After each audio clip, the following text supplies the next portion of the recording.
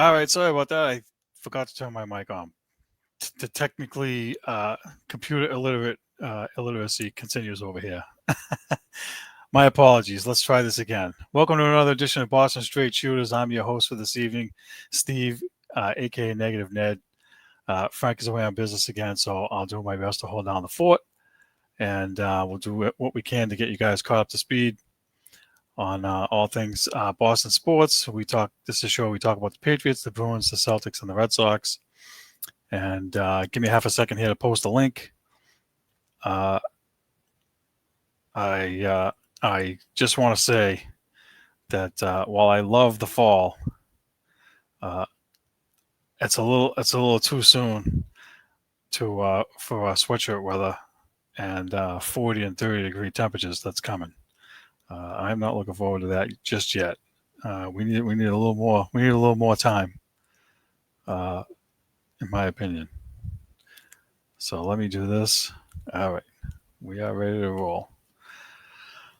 All right, and that being said, I have you can't see it because it is Boston Technical, my Boston Tech Tigers sweatshirt that I got recently.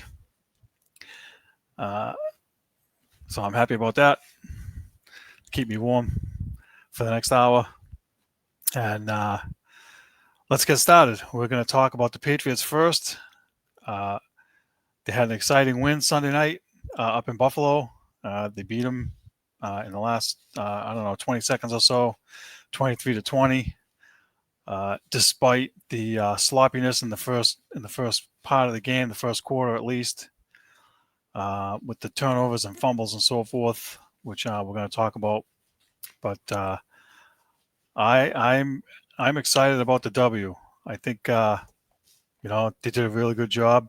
They went in there and they played hard, and they showed that they got something.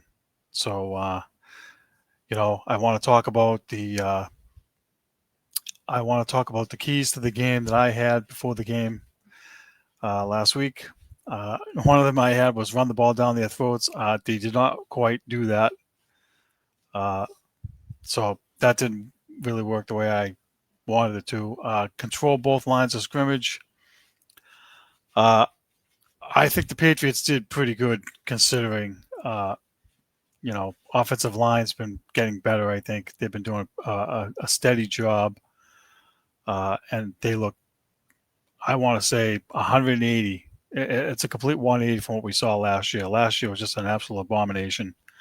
And I think that, the defensive line, Christian Barmore, was a force. It didn't show up on the stat sheet, but, the guy was all over the place too. Milton Williams, again, we talked about him last week. These guys are going to, if they can stay healthy, they're going to be a force to be reckoned with. So I thought they did a pretty good job. My third key to the game was no stupid penalties. Don't have the luxury of making things easy for the Bills. They did pretty good until the second half. They had a little bit of a stretch where they got two 15-yard penalties in a row. One of them was like the dumbest thing ever. The running back, James Cooks, was down on one knee, was touched by a Patriot. The whistle hadn't blown yet. And I forget the guy that came in, number 92, I think, came in and just creamed him and got a 15-yard penalty. And you just can't do that against good teams. That's just a big, huge no-no that needs to get cleaned up. So I think that overall, though, they didn't take too many stupid penalties overall, other than a couple. And when Frank is on, we usually do what our top three takeaways are, and so mine were that Drake May and Stephon Diggs stole the show. They made a ton of big plays, those guys, and they really did a good job. I mean, some of the plays that Drake May was making, we'll get into that in a little bit, but they really stepped up and did a good job. I think they played tough as a group, especially on defense. They were swarm tackling, and I think that's something we really haven't seen here the last few years. I don't remember them, 2, 3, 4 guys getting in on tackles, which shows that the coaching is better, and they understand better what they're supposed to be doing, and they're doing it as a group. So I like that. And listen, this is key. They learned how to be a good team, and that's been missing here for a little while too. I mean, they may have had one here or there, but not like this. This is one where you're facing adversity. You're on the road. It's Sunday night. Everybody's going to be jacked up, and it's primetime TV. And the Patriots don't have a lot of those this year, and so to go up there in Buffalo and not embarrass yourself and actually come out with a W. That's huge. That's going to go a long way. And I know earlier, I don't know, it might have been training camp or maybe the beginning of the exhibition season where Drake May said, "Hey, look, there's a lot of guys here that are sick and tired of losing," and this is definitely a step in the right direction for them to turn that around. So I thought that was really good. They didn't get out of the gate very well. On the opening drive, they did have big Diggs connected with May for a big play. But then, May got sacked and they got forced to punt. And then when they get the ball back, actually they Buffalo got the ball on the next, possession, and they gifted the Patriots a fumble. There was a mix-up with Josh Allen and run back there, and they fumbled the ball, and the Patriots got it. But, right back on the next play, Stevenson fumbles the ball away, and everybody, including me, is screaming like, "Look, get this guy out of here." He's just not getting the job done.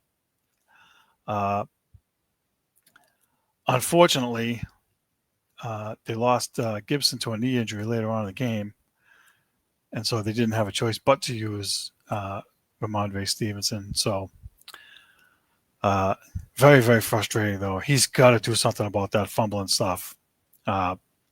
Sleep with the football, crazy glue it to your hands. I don't know what to do, but he's got to do something. He can't keep doing this.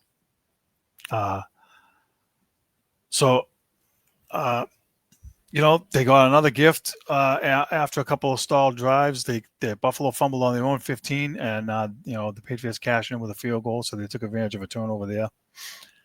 And then Buffalo went down on their next drive and got a field goal and tied things up. It was on the ensuing kickoff that Gibson was running it back. He got hit square on his knee, and you could see it right away. He was grabbing it and fumbled the ball. The Patriots recovered, but they only got one first down, then they had to punt. So, unfortunate injury to Antonio Gibson. He's lost for the season. He tore his ACL. So it's a tough loss. So, listen, they on their last drive before the half, they got the ball at the 7. And they had a penalty for a false start. That kind of hurt them a little bit. And then on the next play, they got a pass interference call with 4 seconds left in the end zone. I forget who it was. I don't know if it was Boutte or somebody else. But then, they tried to do a pass to Hunter Henry, and I think Drake May was forced to throw it quicker than he wanted. Otherwise, it was going to be a touchdown. I mean, if he could have laid it a little bit better for Henry to get it. I mean, he stuck his hand out and, bounced off. He had to reach for it. But if the ball was just a little bit closer to him, it would have been a touchdown right at the end of the half. Would have been huge. But they had to settle for a field goal, and they went up 6-3 at the half. And, of course, Buffalo gets the kickoff in the second half and goes right down, drives and scores and gets a 10-3 lead, 10-6 lead. So, the Patriots defense just didn't have the answers there. And, so then the Patriots got the ball back and they drove right down and matched them and returned the favor. They gave it to them and they went up 13-10. So good for them. huge way to answer right back after falling behind. I mean, that's a confidence boost too. Uh, and you know something that's known is that Buffalo's defense is not great. It's not as good as it was last year or the year before. So there's opportunities to cash in, and they did. Um, you know, one of the big plays is Stephon Diggs made a sliding catch. Uh, what a difference! What a difference having him out there. He didn't get a touchdown, but I think he had 6 receptions for 100 and something yards. Um, you know, so really good game for him. He was fired up. He was rallying everybody on the sideline. So I'm encouraged by that. I hope that continues. I hope that he doesn't get hurt. I hope that he doesn't become a malcontent if there's any chance there's a game where he doesn't get the ball, because that's how the diva wide receivers are. Which is as I've mentioned on here with Frank, why I hate the diva wide receivers, because when they don't get the ball, they start squawking. So really good though to see chemistry between Drake May and Stephon Diggs. So listen, they got they got a turnover, and then they had on the next drive, Buffalo Brandon Schooler hit somebody out of bounds, another 15-yard penalty. That's what I was talking about earlier about the stupid penalties. I mean, they gotta corral those, especially Schooler. He's been on my radar for a couple of years now, as far as getting the penalties go. I don't know what his problem is, but if he wants to be the next de facto Matthew Slater or whatever, he has the tools and the ability, but again, ultimate stupidity getting these 15-yard penalties. If he keeps doing this every week, I don't see how Vrabel can keep putting them out there, because I know I wouldn't. So, there was a little bit of back and forth, where nobody really did anything. The Patriots on their next drive started at their own 10. They went down. Actually, I take that back as I'm reading this. This drive, they started at their own 10. They went all the way downfield, and Drake May was dealing. He hit Pop Douglas for 7 yards. He had Diggs for a first down, and on the first play of the fourth quarter, he hit Hunter Henry for a 24-yard gain, and then he hit Diggs for a 30-yard gain. That was a huge play. Great pass, great to see. So they get the ball at the 7-yard line, and then they pitch it to Stevenson. And everybody, I'm sure, as a Patriots fan, is holding their breath while he's running the ball at the 7-yard line, but he takes it in, and they go up 20-10. And so, good for him to come back and get a touchdown, help him out. Because I think if Gibson was healthy, it would have been him getting the ball and not Stevenson. And I will say this too.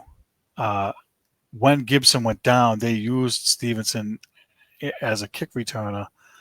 I am not a fan of that at all. I don't want to see that this week again. You have Marcus Jones, one of the fastest guys on the team, and he's returning punts. I see no reason why you can't use him on kickoffs too. He has an opportunity to break one, and so I want to see an adjustment there. Stevenson doesn't have breakaway speed, and he's got a fumbling problem. So I don't want to see him returning kickoffs anymore. Give me Marcus Jones, give me Trevion Henderson, give me Efton Chisholm, give me Pop Douglas, give me somebody else. Give me somebody that can return kicks, that's fast, that's not going to fumble the ball away. Because I don't know, I don't get that. But there's a So this is where I said that later on in the game, the Patriots had 2 unsportsmanlike conduct penalties. They had 2 15-yard penalties. So after the Patriots went up 20-10, I was going back and forth with a friend of mine, and I was like, they're getting a touchdown on the next drive. Buffalo is. They're gonna close the gap. And sure enough, they did. Those 2 penalties helped them. They got a touchdown. They closed it 20-17. On the Patriots' next drive, they get the ball at the 25. They get 3rd and 1. Then they get a false start penalty that drives them back, and they're forced to punt. Not good. If you want to take advantage and this is where I said that they should have ran the ball down their throats. This would be the time to do it so you could chew up clock and keep Buffalo from getting the ball back. You don't want to give Josh Allen too many opportunities to cause damage. So, I didn't like that. Buffalo got the ball, and again they had pass interference penalty. There was some bogus ones of those. I don't remember if that was one of them or not, but that was pissing me off. The refs with these bogarts penalties. So, they get it down to the Pats 40.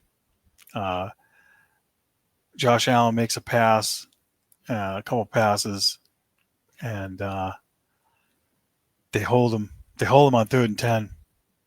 And then when the Patriots get the ball back, Drake May. This is at the end of the game. Now I'm kind of getting ahead. So Buffalo at one point did tie the game up, and it's 20-20. And it might have been right after that. They held them on 3rd and 10, and they kicked a field goal there. But the Patriots get the ball back with 2 minutes left-ish, or maybe a little less than that. And Drake May drives him down, and he had a huge play where he was fighting off a defender on a rollout and kind of gave him like a stiff arm and then flipped the ball sideways, and he found Diggs for a huge play. Keep the drive alive. Those are plays you wouldn't see last year, just because they didn't have the talent, mostly, to have those plays get made. And then he hit Kayshon Boutte for a big play, 19 yards, and they ran the clock down to 20 seconds, and then Borregales hit the 52-yard field goal, and so of course, I myself screaming at the TV, dude, don't miss. You can't miss this kick or you're cut. I know Vrabel probably wouldn't cut him, but, if he misses this and they lose, then I would have cut him because, he's already missed a couple, the extra point miss and missing a field goal here and there. But missing that field goal would have been disastrous, I think. And so he comes through, makes the kick, and they get the W. So good for him. So listen, everybody deserves a second chance, right? So if Vrabel's given, I want to say second and third chances, he's sticking it out with these guys. So I think he deserves a little bit of credit because nobody around here has the patience for the fumbles and the missed kicks and the missed field goals and just the ineptitude that we saw the first few weeks. And for these guys to come through, Stevenson getting that touchdown, it's got to be a huge confidence boost. Hopefully he can correct the fumbling crap. And this kick here, this kid made, also hopefully, confidence boost for him. They gotta execute. I mean, it's not a secret. They have to execute and make things happen. And kudos to them. They did it. And I'm excited to see what they can do going forward. I am not going cuckoo like everybody else. And they're doing the win loss, and they get 12 wins, 13 wins, blah blah. I'm not doing that yet. They still have to go out and prove it that they can be consistent. That's the key. They have to be consistent. They can't have a letdown this week against New Orleans. New Orleans is not a good football team. They beat the Giants last week. The Giants beat themselves. They had a bunch of turnovers. But the Saints are 1-4 for a reason. They're not good. They're not better than you. And the old, any given Sunday thing rings true every week. But the Patriots should be elevating and going in one direction while the other teams are going the opposite way. The Patriots have had enough of going down. They got to continue to go up. They can't have a letdown this week on a short week on the road. It's not an easy place to play, regardless. But Spencer Rattler is not that good, and he's not better than Drake May. And the only couple guys they have that I know offensively is Alvin Kamara and Chris Olave, the wide receiver. And so, they have to slow down Kamara, in my opinion, because he's a dual threat. He's a threat in the run game. He's a threat in the pass game. He's had a number of games where he had more yards and touchdowns receiving than he did running the ball, which reminds me quite a bit like Marshall Faulk back in the day with the Colts. So, listen, they got to slow him down. Excuse me. They got to find a way to slow him down, but I'll get to that later. But they just can't have a letdown. This is huge for them. And then the next week they play, I think it's Cleveland. And, again, I think it's Tennessee. Sorry, Tennessee. Tennessee's bad too. So these are winnable games. You have to win these games. You have to get over the hump. They have to start learning how to win and put some wins together. So looking forward to seeing that. Want to get to real quick. So I have like X's and O's versus the Saints. On offense, I think the Patriots have the edge. Drake May is starting to show command of the offense. He's been really good so far after the first game or two. He's been really good. The defensive edge to me goes to the Patriots. Like I said, Spencer Rattler's not that good. They should be able to force him into some mistakes. And I give the Patriots the edge in special teams. Like I said, you have Marcus Jones, you have Travion Henderson. They should be able to do some things. And the keys to the game against the Saints, again, can't have a letdown. Stop fumbling effing football. That should be a no-brainer. I shouldn't even have to say it. And the number 3 key to me is stop Alvin Kamara because, if you could slow him down, then you have a good chance to win. So go Patriots. Let's see what they can do. All right, let's switch gears now. I'm watching the clock here. Let's talk about the Bruins. The Bruins shocked yours truly and actually won their season opener against the Washington Capitals 3-1. I did not predict that. I thought they would lose because they have not played well in Washington over the last, 5 years or so. And, they still have Alexander Ovechkin, who's chasing 900 goals. He's 3 short.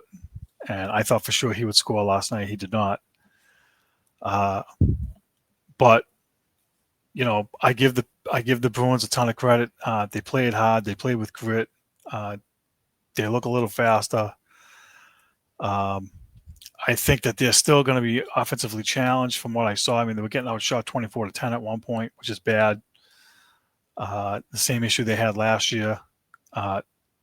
Their depth, again, it's the first game, so, I'm not going to beat the crap out of them just yet, but they got to get more out of the bottom 6 guys offensively.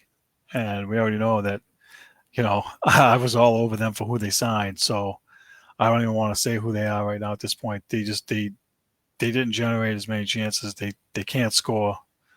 And, David Pastrnak was unbelievable, going 2 assists. And he set up the go-ahead 2-1 goal for Elias Lindholm. Excuse me, a beautiful pass coming down the left wing. Awesome pass right in the middle. And to Lindholm's credit, he made a real nice move and scored. So they need him to score 20 or 25 goals this year. He can't score 14, 15 goals. He's got to be better. He was invisible a lot last year. So that's an encouraging sign. And, if he can stay healthy, I think he had some injury issues last year, which was part of the reason that he wasn't that good. And, the injury thing is like, those guys are damned if they do and damned if they don't. If they don't play hurt, then, you're making a gazillion dollars, you don't play hurt. Or if they do and they suck, then it's like, well, they were hurt, so they suck. It's like, I don't know. I mean, look, he's got a clean slate. Let's see what he can do with a clean slate. I hope it's better than last year. He should be like, he's got to be 25 goals and 60, 70 points. That's what he needs to be on that line.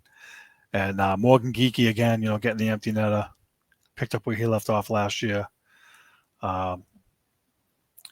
So, listen, they got a power play goal,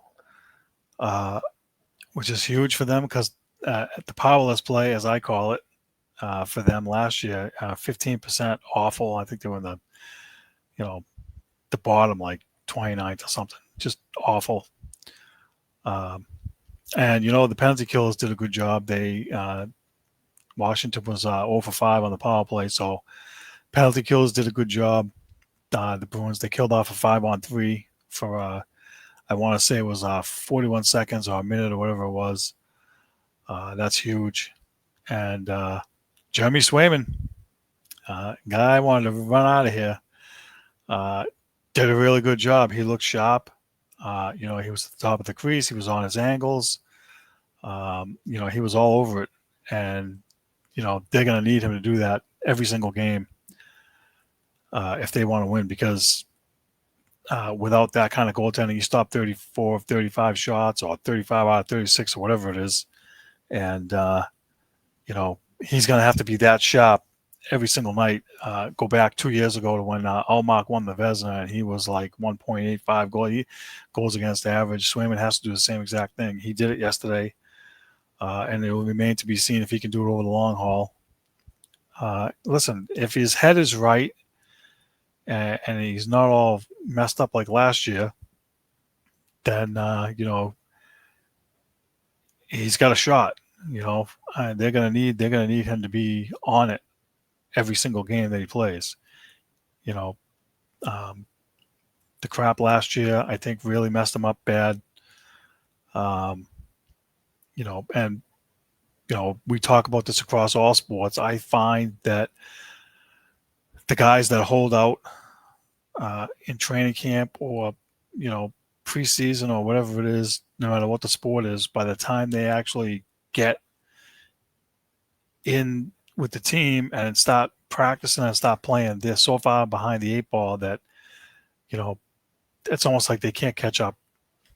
The way that the game is, every game counts. You can't take a second off. It's not like they could give Swayman a week off last year before throwing him out there when he missed all training camp and let him get himself squared away and give him some reps to get, preseason or whatever. It's not like they could have sent him to Providence. I don't think they ever did. But that would have been the play, if you knew you had solid goaltending and you could afford to put him down there for a few games on a rehab assignment, so to speak, just to get him acclimated. But, this year, so far so good, and we'll see what happens. But, they're getting what they wanted. They wanted the bottom guys to bring some energy and play with some grit, and so they did that. And I heard, we've heard Don Sweeney say multiple times that they were too easy of an out last year. I definitely we covered this. I definitely think Swayman was part of that problem. I mean, the games where he was playing, and they were giving up 6-2, 7-2. I feel almost like they weren't trying in front of him.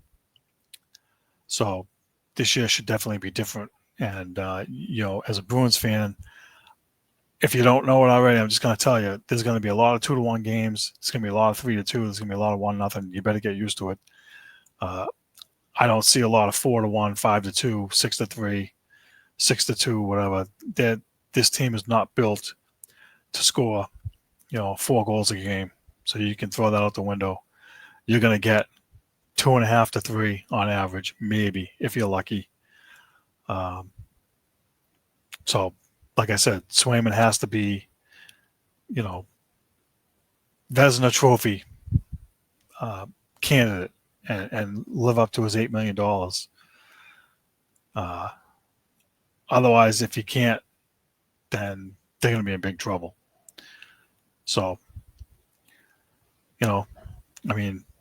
Marco Sturm, good job, because this gets his first W. The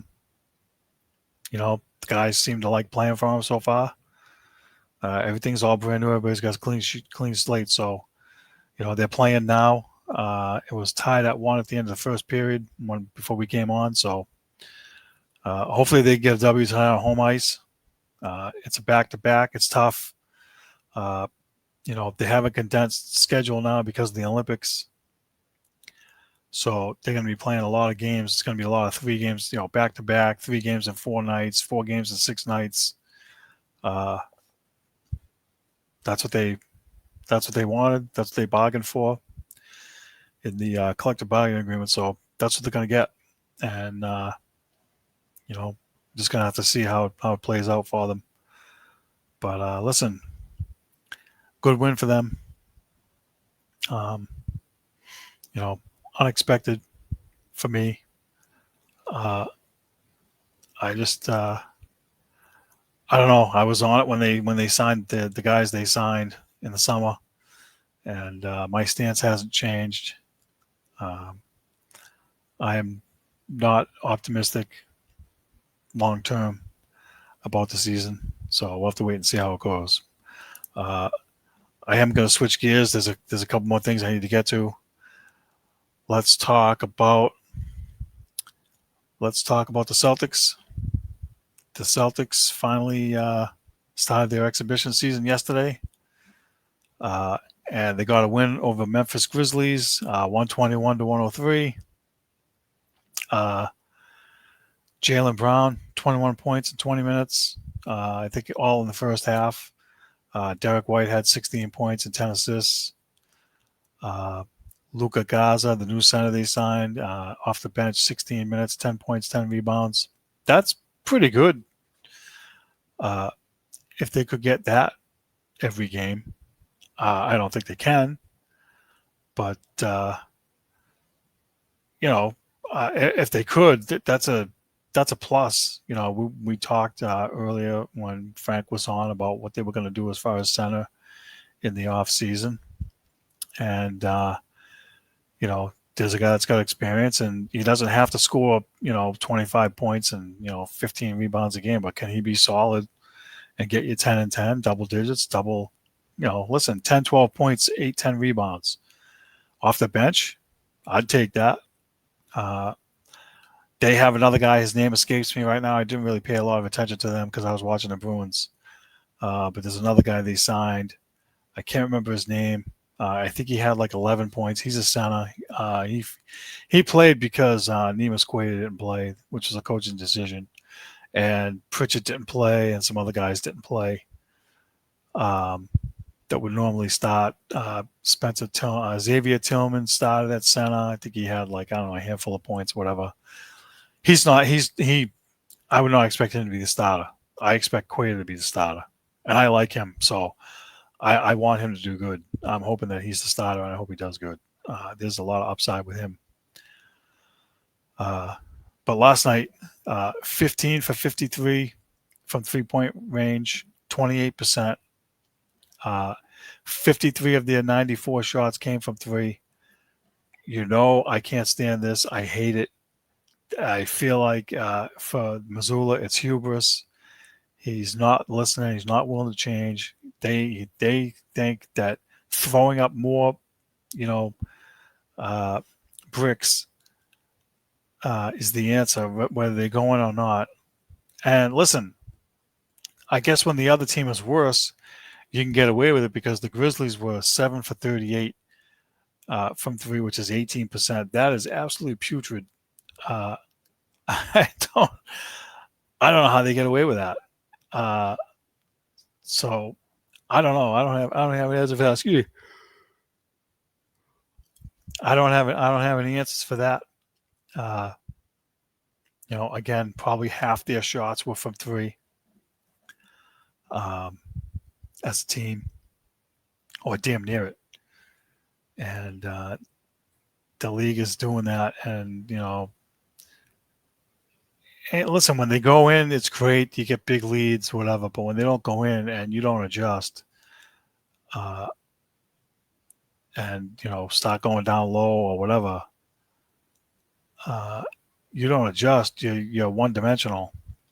And we've talked about it on here now. This will be year number 3 coming up soon that we've been doing this podcast. And the threes are like a wicked bugaboo for them. They broke records last year. They shot the most threes. They made the most threes. They broke all these records with it. They'll probably do it again this year just because they're too stupid to adjust. So I don't know. I mean, I'm not a fan of it, and I'm hoping that they do something different. But I don't see it. You got Jaylen Brown's going to shoot threes. Derek White's going to shoot threes. Pritchett's going to shoot threes. Shireman, the kid that was the rookie last year, was like 3 of 13 from the field. I think he was like, I don't know, 2 of 7 or 2 of 9 or something from 3. He has talent, but it's not showing up yet.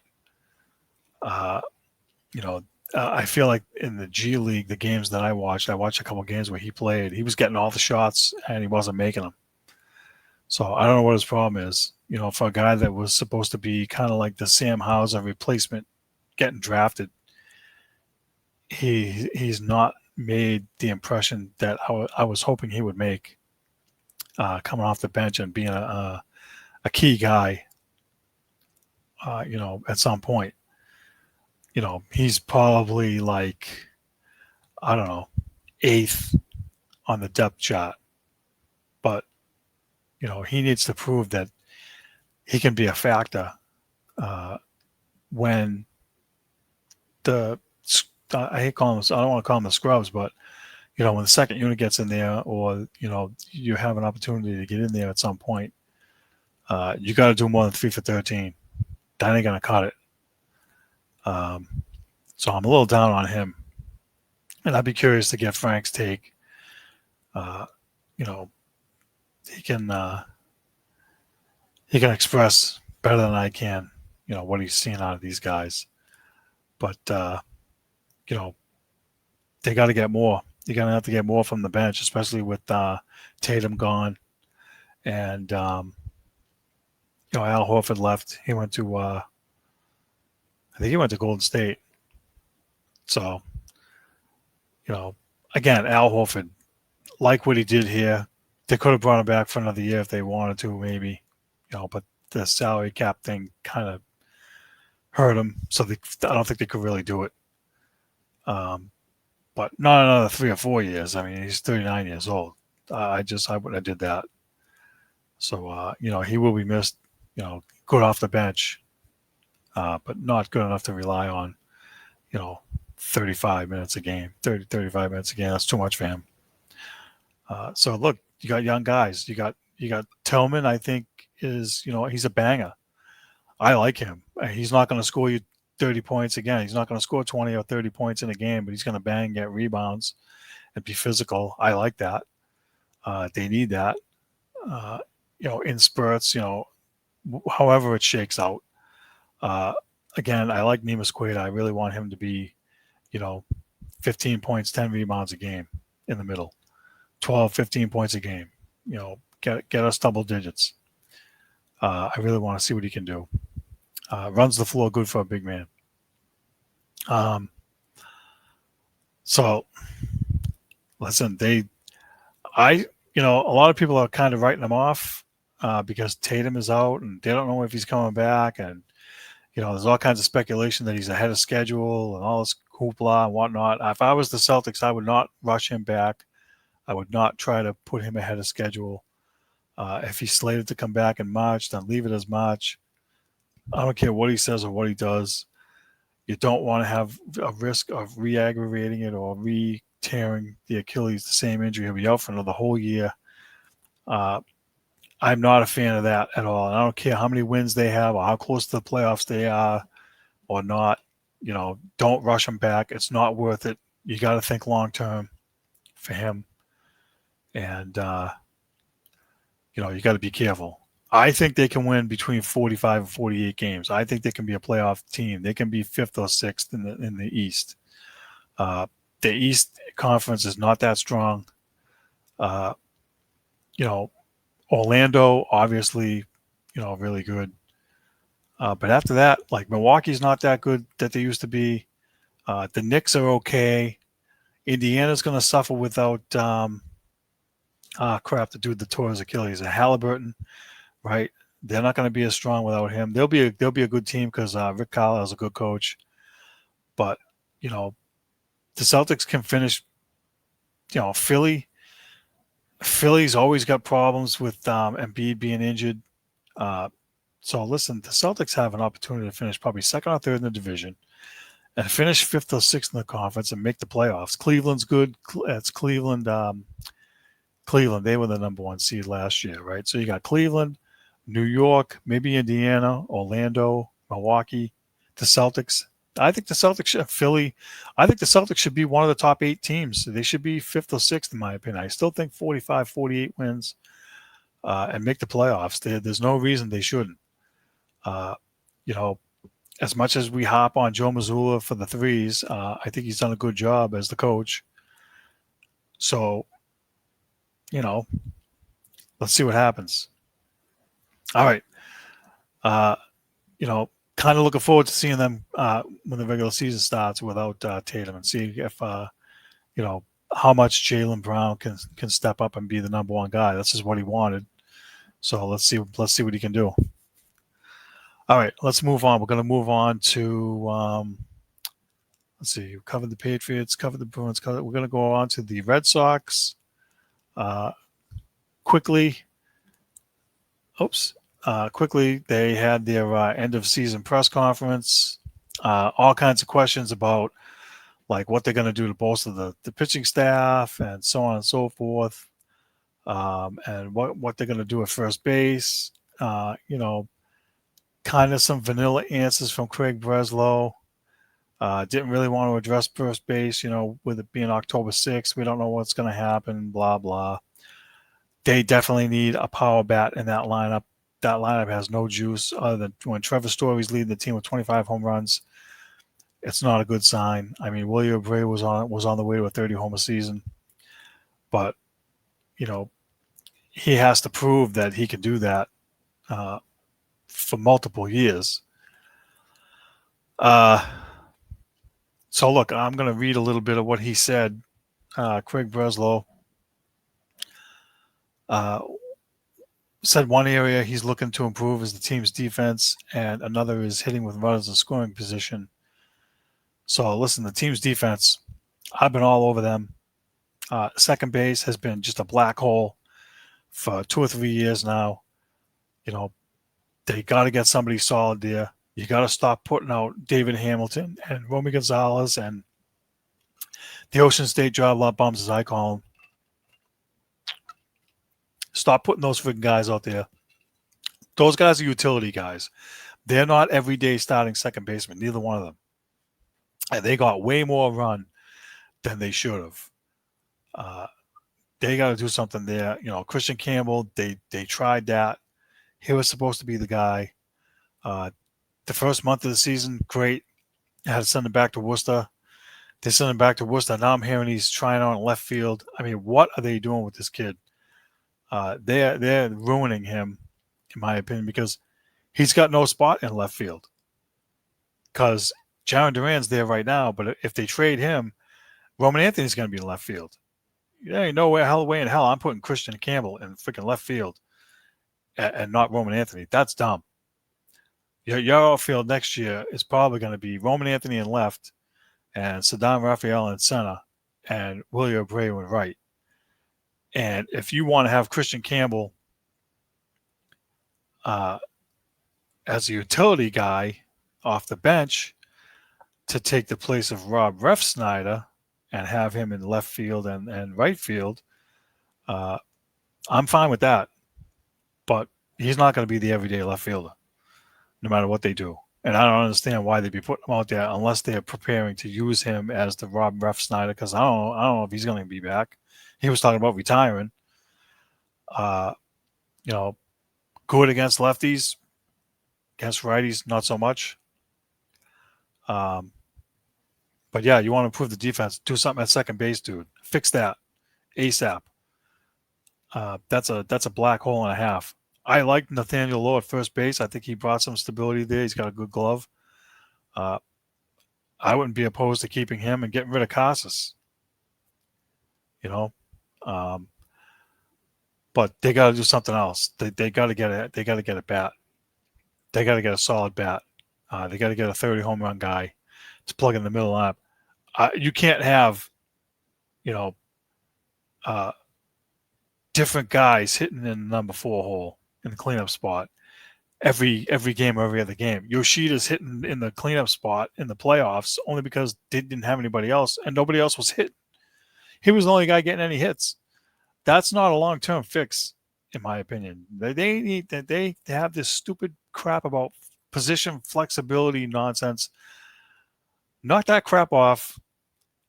You know, your best lineups are going to be when you have Bregman third and, you know, a 30 home run guy with pop in the cleanup spot every single game, period. You know, if that guy goes into a slump, fine, you drop him down to 5th or 6th, and you can put, you know, Willie Abreu there or somebody else, Trevor Story there for a game.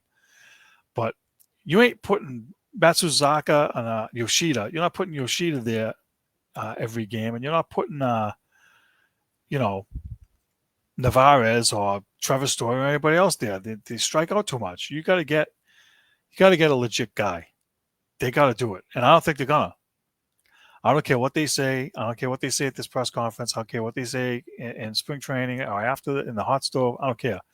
Unless they get it and prove it to me that they're going to get one of these guys, they're going to bring Tristan Casas back as the first baseman and hope for his 40 home runs. That ain't going to come.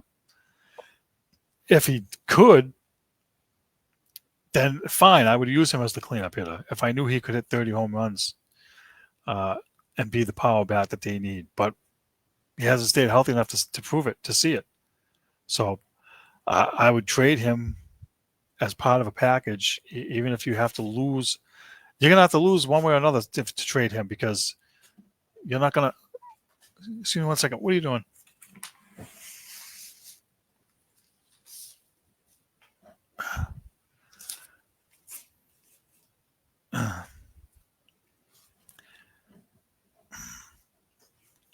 Listen to you. Stop being a scotch. Excuse me. The team mascot has decided to interrupt the proceedings here. So I have to give him a little what for. But listen, they got to get a bat. And, you know, they talked about the pitching. You know, he says no one in this seat will say there's enough pitching in the organization. We saw the second half. We can talk about pursuing opportunities to improve the team. Bringing in pitching is certainly one of them. They would have to do another trade like they did with Garrett Crochet or a trade for Joe Ryan from Minnesota that fell through at the deadline last second. I was not a fan of that. I wanted them to get him. And, you know, you say that you want to look at opportunities to bring in pitching, but you brought in Liam Hendricks, who was garbage, as a reliever. You brought in Jordan Hicks, also garbage, who unfortunately, I was high on him when he came here, but he didn't do squat. And Dustin May, who was garbage. And you traded away the power bat prospect kid that you got in Rafael Devers deal and traded him away for Dustin May, who gave you nothing. So again, more Ocean State draw bombs. I don't want that. You make a trade now, you better get another Crochet. You better get Joe Ryan. You got to get you can't, and you can bring back Giolito, but he needs to be number 3, not number 2. And Bayo needs to be 4. And, you know, last year, these you know, Patrick Sandoval you signed, who's out the whole year last year, this past year with Tommy John surgery, not coming back until next year, and you're paying him $18 million for what? Will you stop signing these stupid reclamation projects? What you're trying to find, like, the rainbow at the end of the pot of gold with, like, a rusty container. Like, no, you got lucky with Giolito, had 3 good months, but he didn't last. And people are like, oh, well, they should bring him back. Fine, you can bring him back as the number 3 guy or number 4, but he can't be number 2 because he won't hold up. He won't make it. I don't want to bring him back as the number 2 guy. Do something different and fix this garbage. I do want to get to something Sam Kennedy had to say. I want to express huge thanks to our fans for giving us what was a great step in the right direction in 2025. Our fans proved once again why they're the best in baseball. You guys pack the house night in and night out. We never take that support for granted. We appreciate you guys, and we're excited for 2026. While we fell short of our ultimate goal this year, it was definitely a step in the right direction. Hey, dum-dum, do you remember what you said last offseason? Or what you said in spring training at the beginning of February? When you were asked about Juan Soto? Because I have it right here. And you didn't do it.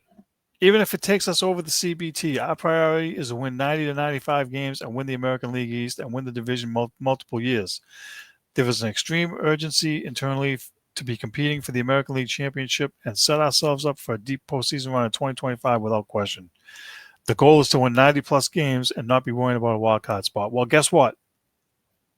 You made those Mickey Mouse deals at the deadline, and you didn't do enough to make it so that you can make 90 to 95 wins. So I'm going to tell you guys right now, August 9th, 2025, you guys better crap or get off the pot this offseason and fix this pitching and fix this lineup so that you guys can win 90 to 95 games. Or you're going to be right back in the same spot. And Alex Cora, again, I don't know how he does it. He pieces it together with the chicken salad that he's asked to make. He's asked to make filet mignon out of chicken salad. I don't think anybody else could do the job that he does with the garbage that he keeps getting. I'm sorry, I'm not sold. And you're not gonna make comments like that. That comment's not gonna go away. That comment's gonna stay there until you guys actually win 95 games and make it to the American League Championship. That's what has to happen. So, the words are hollow. Every time you talk, I don't believe anything you say. And lots of people around here feel the same way. I listen to sports radio, and nobody believes anything. So you guys, I don't want to hear that, the money's no object, and then the owner squashes everything. It's not good enough. So I just want to get that out because I have a funny feeling the offseason is not going to be what we want, and they're going to do the same crap over and over again. And they're going to get in the playoffs and get knocked out in the wild card round and think it's good enough. It's not. All right.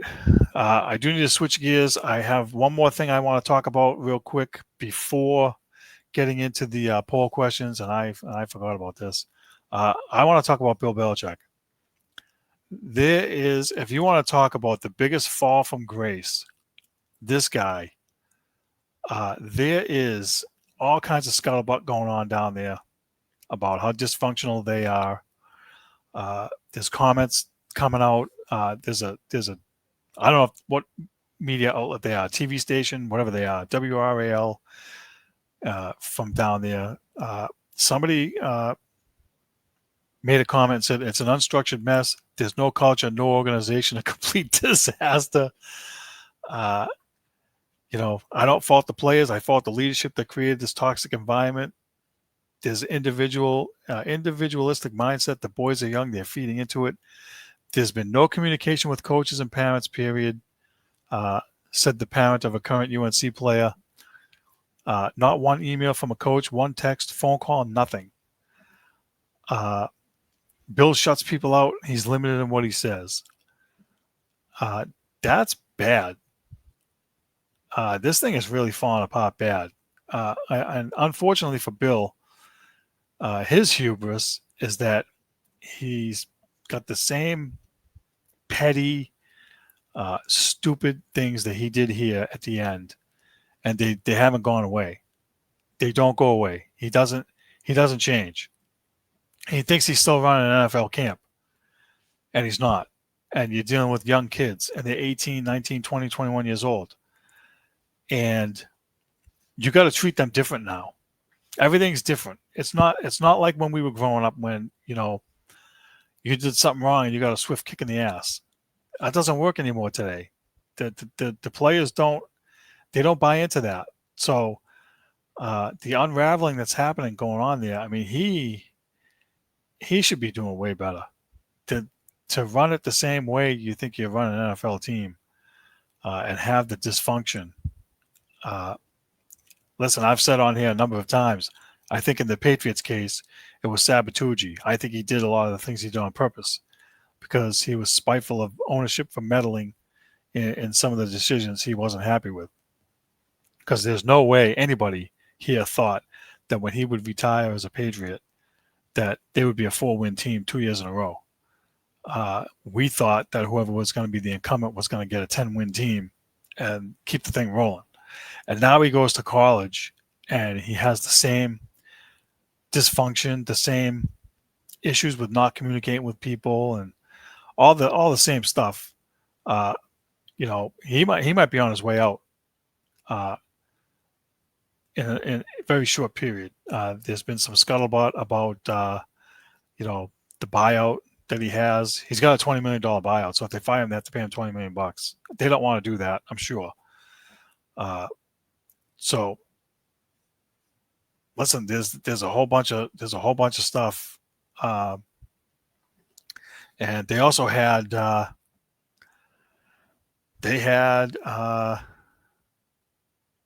one of their assistant coaches got suspended for a benefits allegation where he gave out tickets to he gave out sideline passes to one of the players for their family or whatever, or some stupid nonsense. I mean, that's a no. I don't know how that happens.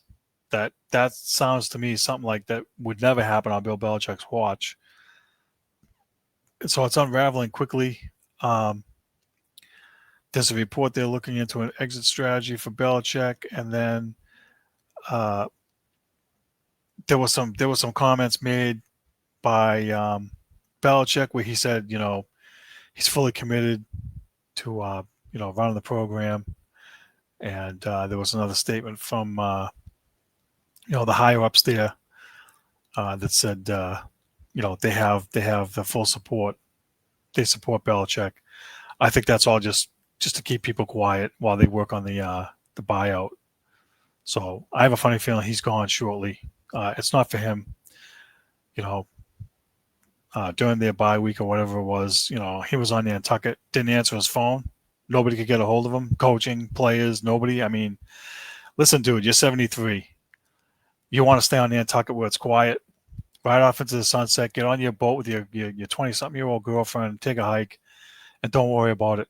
But this is an amazing fall from grace if he gets canned, or even if he doesn't and has a bad year and goes like 2-10 or something. It's going to be a complete disaster. So I just want to touch on that because it's been a topic of discussion around here on sports radio and on TV. I've seen all kinds of stuff, and I just felt it was necessary for us to at least for me, put my 2 cents in there. And so now that I've got that off my chest, let's go to the poll questions from last week. Poll questions. Let's see where they are. All right, let's see. The first question we had was, do you think the Bruins will make the playoffs this season? We had yes 40% and no 60%. I'm shocked by that, given the way how they built the team. I was expecting something more like 80-20. You know where I am. I'm in the 60, and that's a if that would be 100, I would be all over it. Because I don't think they're gonna make it. I don't. It would be a miracle for them to make it the way that they built the roster. So that's my sentiments there. Next question. Now that the Patriots have beaten the Buffalo Bills, do you think the Pats will be a playoff team? Yes, they've turned the corner, 66%. No, need to see more, 34%. Again, everybody around here is going cuckoo. I'm still in the 8-9 win category, Frank. I'm not going to change. Not yet. I'm not jumping on the bandwagon. I'm not doing the Glenn Woodway flippity flop fence stuff. It's not happening. I'm in the no category. I need to see more. I want to see if they have a letdown this week. They can't have it. It just can't happen. So that's where I'm at. Now we'll move on to the predictions from last week. Last week, I actually got a couple right. So let's start with number one. Pats forced Josh Allen into 2 turnovers. Ding, ding, ding. He threw an interception and he had a fumble that was recovered by us. So he did have 2 turnovers. So I finally got on the right side of the ledger there. Number 2, Patriots keep it close, at least in the first half. Ding, ding, ding. They actually led 6-3 at half. So they did a good job there. Number 3, I had Ramondre Stevenson would rush for over 100 yards. Wrong. My next prediction should be he'll fumble 5 times before he gets 100 yards. That's a joke because he's not going to get the ball that many times to do that. Number 4, I said that the Bruins would lose the season opener to the Capitals. Wrong. They shocked yours truly. They came out with a W. So that takes care of that. Now we'll move on to this week's predictions. I actually have ready again. I think the Patriots will win in New Orleans. I'm going to predict that. I'm not going to give the score yet because I don't have enough intel. I didn't have a chance to dig in, but I do think they're going to win, even if it's a close game, 23-20 or something like that. Whatever it is, I think they're going to get it. I think they're learning, and the coaching staff's done a good job, and there is improvement. You can see it. So that's my thoughts there. This is definitely probably not on anybody's radar. I think Kayshon Boutte gets the 100-yard receiving game this week. I think they're going to focus on Diggs, try to take him away, and Boutte will be the beneficiary, I think. And he's due for a big game. I think the Patriots will get another special teams TD. That unit is anytime Marcus Jones gets the ball, he kind of reminds me a little bit like Dante Hall from KC or Devin Hester from Chicago. Every time he gets the ball, he's got a shot to make something happen. So I'll go on a limb and say they'll get another special teams TD. I'll say before we come back, the Bruins have 2 more games Saturday and Monday before we come back on next week. I say Victor Arvidsson gets his first Bruins goal. That's prediction number 3. And Tanner Jeannot will get his first Bruins goal. Those will be predictions 3 and 4. And prediction number 5, Bill Belichick will be relieved, or I hope there'll be a buyout of some kind. He'll be gone at UNC. I think that's going to happen. There's no love lost down there. I think they have, I don't know if they have a bye week this week or whenever their next game is, but they have a 9-day layoff somewhere along the line. I think he's going to be gone. I don't see them sticking with him. So that's it for that. That's it for the predictions. So that's it. That's it for the show. Thank you all for tuning in. Thank you for the support. Thanks for voting in the polls. Thanks for watching. Thanks for tuning in. Thanks for the commentary. Be sure to check us out on YouTube, and we'll see everybody back here next week.